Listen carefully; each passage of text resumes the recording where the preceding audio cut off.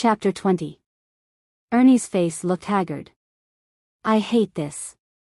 Why can't we run into one good group not looking to kill others for their stuff, he muttered. Shadow lifted his head from Sky's lap, ears pricking toward the trees. A low, controlled rumble vibrated in his chest. Sky's hand tightened on Ernie's arm. Shadow hears something. A moment later, figures stepped out of the woods, armed, tense, and spreading out. Sky exhaled. There's your answer. I'm sure good people are out there, she added softly. We just haven't had much luck. And you knew this was coming, Ernie. I don't like killing any more than you do, but the world has changed, you said it yourself. Ernie grabbed the radio and reached up with his other hand. Hit button 2, he said, pressing his own.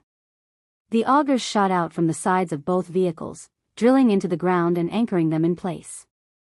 Fred and Letty grabbed the dash as their truck rocked with the motion. I wonder what else Ernie has up his sleeves, Fred muttered. What are you doing, old man? Get out and unlock the back. You have no choices here, you're surrounded, the leader shouted. Ernie grabbed the CB.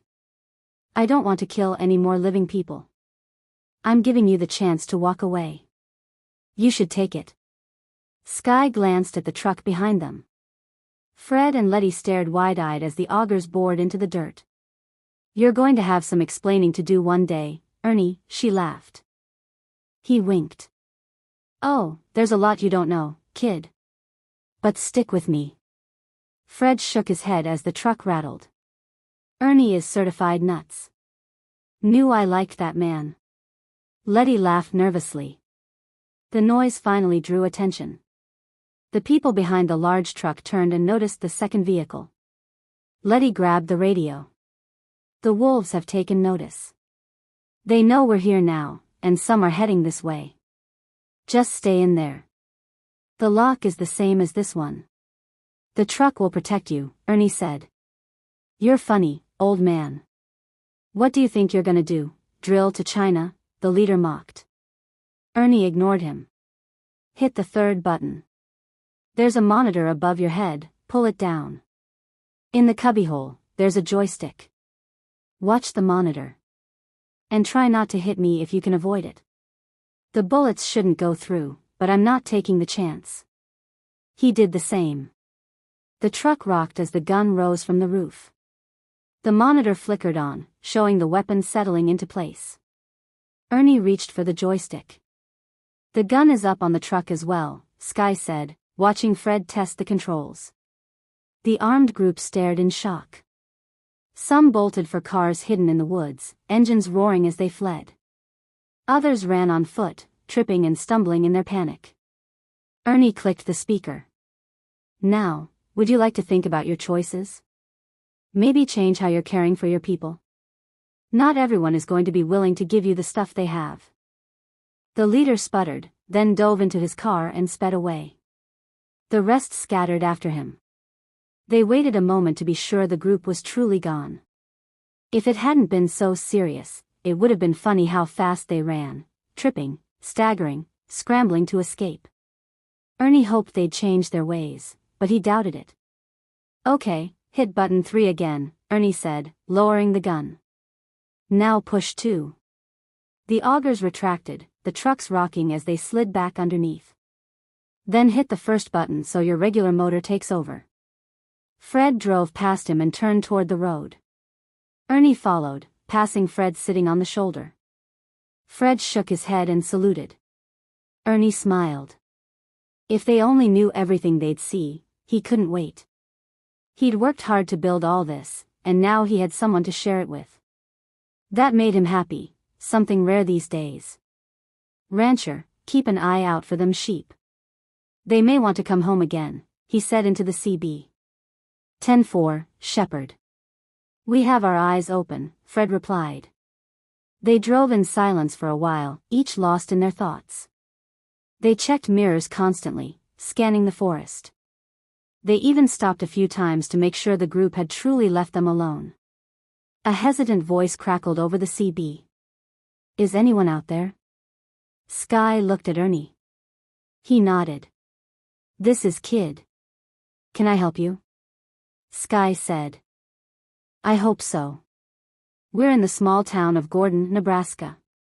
There's me, my family of 4, and another family of 3. We're holed up in the library, the only brick building. There are zombies on the first floor. We've been trapped for days. Food and water are low. We need help. Sky clicked the separate radio. You guys hear this? Yes. We're in if you want to try. We can't just leave people to die, Fred said. Ernie pulled up the GPS, we're about 15 minutes out.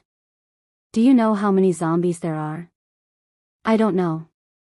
Last I looked, they were 10 deep around the building and covered the whole bottom floor.